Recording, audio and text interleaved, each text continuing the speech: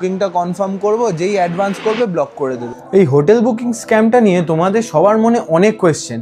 কি করে আমরা এই স্ক্যামটাকে অ্যাভয়েড করতে পারি, আর কারাই বা এই স্ক্যামটা করছে? একে একে বলছি। প্রথমে বলি কারা এই স্ক্যামটা করছে।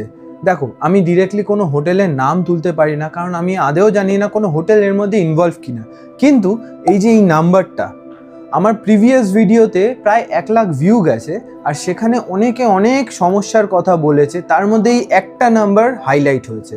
আর আমারও পার্সোনালি এই নাম্বারের প্রতি এক্সপিরিয়েন্স আছে, তো আমি বলে দিচ্ছি এই নাম্বারটা ফেক। আর কি করলে তোমরা এই স্ক্যামটাকে অ্যাভয়েড করতে পারবে? দেখো, সবচেয়ে সেফেস্ট অপশন হচ্ছে এই ট্রাস্টেড ওয়েবসাইটগুলো দিয়ে যদি বুক করো, তো সেটা সবচেয়ে সেফেস্ট। বাট একটা নেগেটিভ আছে যে তোমাদেরকে কখনো কখনো একটু বেশি পে করতে হতে পারে। আর সবচেয়ে বেস্ট উপায় হচ্ছে যদি তোমরা গিয়ে অন স্পট বুকিং করতে পারো, তাহলে তোমাদের প্রাইসেসও অনেকটা কম পড়ে। বাট সেটাতেও একটা নেগেটিভ আছে যে প্রত্যেক কটা হোটেলে ম্যানুয়ালি গিয়ে গিয়ে কথা বলতে হবে। এটাই যা।